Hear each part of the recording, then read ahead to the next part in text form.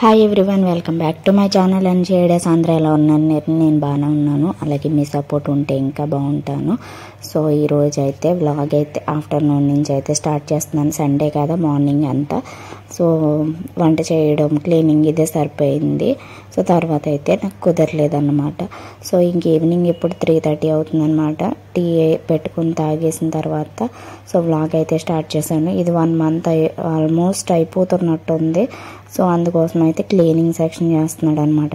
So ఈ cleaning process ఇదివరకు నేను కూడా చేసేదాన్ని. ఇంకా అందుకోసం అయితే విసుగొచ్చేసింది. ఏదైనా ఒక మనం ప్రోడక్ట్ ఏదైనా మనకి నచ్చింది పెట్టుకుంటాము, బట్ కాకపోతే దానికి క్లీనింగ్ ప్రాసెస్ అది చాలా ఉంటుంది. సో అది మెయింటైన్ చేయడం అయితే కొంచెం కష్టమే. సో కాకపోతే ఫిల్టర్ ఉంటుంది కాబట్టి ఫిష్ ట్యాంక్కి పర్లేదన్నమాట. ఏదైనా సరే పని లేనిది ఏది ఉండదు.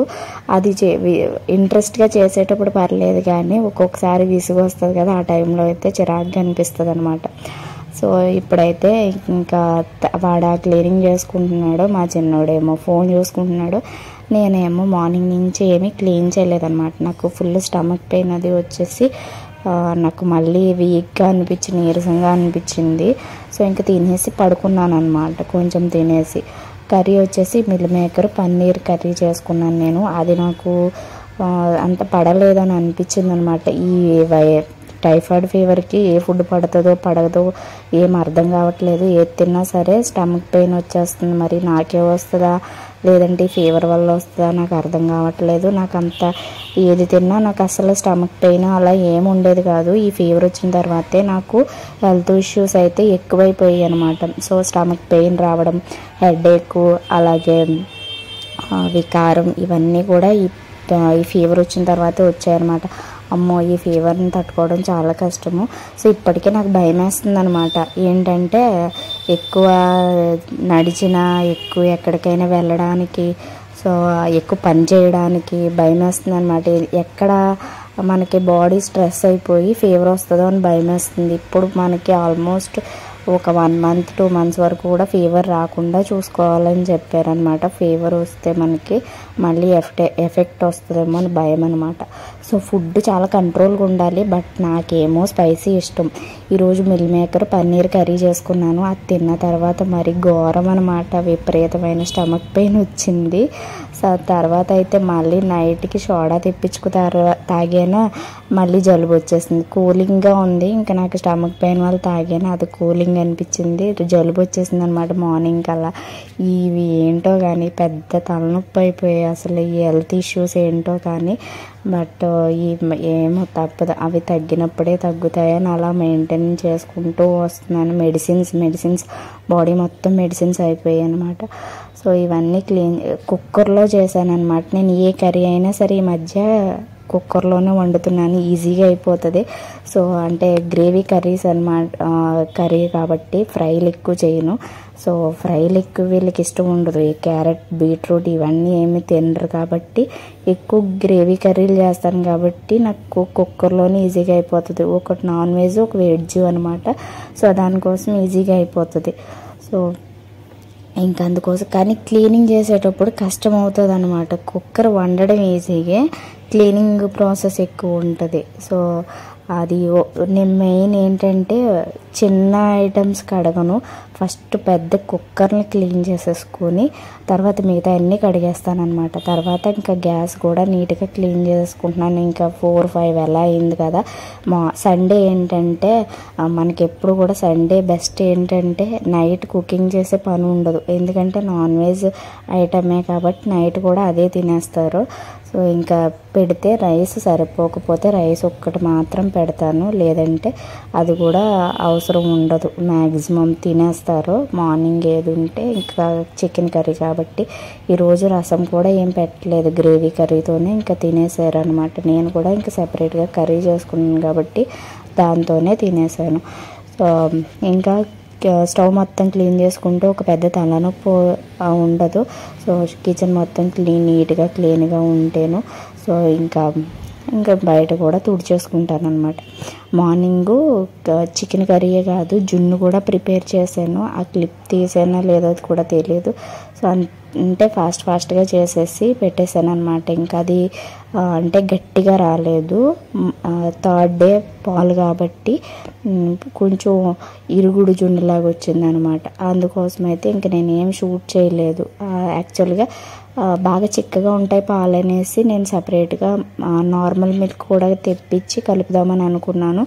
అవి చూస్తే నాకు మనకి ఒక ఐడియా ఉంటుంది కదా పల్చగా ఉన్నాయనేసి నార్మల్గానే చేసేసి అది కూడా కుక్కర్లోనే పెట్టేశాను. చాలా సింపుల్గా అయిపోయింది. అది నచ్చి వెంటనే వాళ్ళు అప్పటికప్పుడే లాగిచ్చేసారు. అందుకని ఏం తీయడం అవ్వలేదు. ఇప్పుడు తర్వాత కూడా కొన్ని ఉంచాను. తర్వాత మళ్ళీ ఇంకొక చిన్న డబ్బాతో పెట్టాను. అంటే ఒక దాంట్లోనే నాకు అవ్వలేదన్నమాట. సో ఒక చిన్న డబ్బాలతో అయితే పెట్టాను. ఆ క్లిప్ ఉంటే ఇందులో యాడ్ చేస్తాను అనమాట. సో ఇంకా నీట్గా తుడిచేసుకుంటే ఒక పని అయిపోద్ది. కిచెన్ అంటే మార్నింగ్ ఏదో చేశాను, అది మొత్తం గోడలకైతే పట్టేసింది అనమాట. జిడ్డుగా పట్టేసింది. ఇంకా ప్రతిరోజు ఈ జిడ్డు కడగాలి. ఈ కిచెన్ కౌంటర్ టాప్ కడిగేటప్పుడు ఎప్పుడు కూడా కిచెన్ మొత్తం బంద్ అయిపోతుంది. ఆ క్లాత్ అయితే మరి బంద కింద అయిపోతుంది అనమాట కడిగేటప్పుడు. ఆ కౌంటర్ టాప్ దగ్గర ఎడ్జ్లు ఏమీ లేవు, అంటే మనకి గట్టులాగా ఏమీ లేదు. అందుకని వాటర్ మొత్తం కింద వచ్చేస్తుంది. చూపిస్తాను చూడండి, ఇదంతా తడిగా ఉంటుంది. మొత్తం స్టిక్తో తుడుచుకుంటాను, లేదంటే ఇదే క్లాత్తో తుడిచేసుకొని దీన్ని వాష్ చేసేసుకొని ఎండలో పడేస్తాను అనమాట. సో ఎండ ఉన్నప్పుడు పర్వాలేదు, ఎన్ని క్లాత్లైనా వాష్ చేసుకుంటే ఆరిపోతాయి. బట్ వింటర్ సీజన్ వర్షం పడితేనే కొంచెం కష్టం అవుతుంది అనమాట. సో ఇప్పుడైతే నైట్ 7 ఆ టైం అవుతుంది. రైస్ పెట్టేశాను, వేడివేడిగా తిందామనేసి కొంచెమే పెట్టాను అనమాట. సో అది కొంచెం ఒక చేత్తో కాబట్టి మీకు ఇలా చూపిస్తున్నాను. ఎంత క్లీన్ చేసినా సరే సింక్లో ఏవో గిన్నెలు ఉంటూనే ఉంటాయన్నమాట. మా వాడు మళ్ళీ జ్యూస్ చేశాడు, గ్రేప్స్ తెచ్చాడనమాట. జ్యూస్ చాలా బాగా చేస్తాడు. ఆ జ్యూస్ తాగేసిన తర్వాత కొంచెం ఇంకా ఉండిపోయింది, అది ఫ్రిడ్జ్లో పెట్టేసి ఇంకా గ్లాసులు అవి నేను ఇంకా తర్వాత ఈవినింగ్ క్లీన్ చేయలేదు. సో పెరుగు అయితే ఎందుకో తెలీదు తోడుకోలేదనమాట. అంటే నేను జున్ను కోసం తెచ్చిన మిల్క్ కాచేసి తోడు పెట్టేశాను అనమాట. మా లూసి రూబీకైనా పెరుగు ఉంటుంది అన్నట్టుగాను. సో ఇంకా ఇప్పుడైతే అన్నం అయితే వార్చేస్తున్నాను. సో అన్నం అయితే ఉడికిపోయిందనమాట. కొంచెం పలుకుగా ఉంటేనే నచ్చుతుంది చికెన్ కర్రీ కదా, లేదంటే మెత్తగా ఉంటే ఎంతగా వీళ్ళు తినరు. సో అందుకోసం అయితే కొంచెం పలుకుగానే వార్చుకుంటాను అనమాట. ఈ వేడి గంజి అయితే ఇది వరకు తాగేదాన్ని ఏదైనా స్టమక్ పెయిన్ ఉన్నప్పుడు. బట్ ఇప్పుడు జలుబుగా ఉంది, థ్రోట్ ఇన్ఫెక్షన్, నాకు ఆల్రెడీ సైనస్ ప్రాబ్లం ఉంది కాబట్టి కేర్ఫుల్గానే ఉండాలి. బట్ తగ్గింది కదా అని అనుకున్నాను, మళ్ళీ ఈ మధ్య స్టార్ట్ అయిపోయిందనమాట. సో ఇంకా మా వాడికి ఇంకా వేడివేడిగా తినేస్తున్నాము. సో ఏదో మూవీ పెడతానన్నాడు, అది రాలేదన్నమాట. ఇంకా ఎవరికాళ్ళు మొబైల్ చూసుకుంటున్నారు.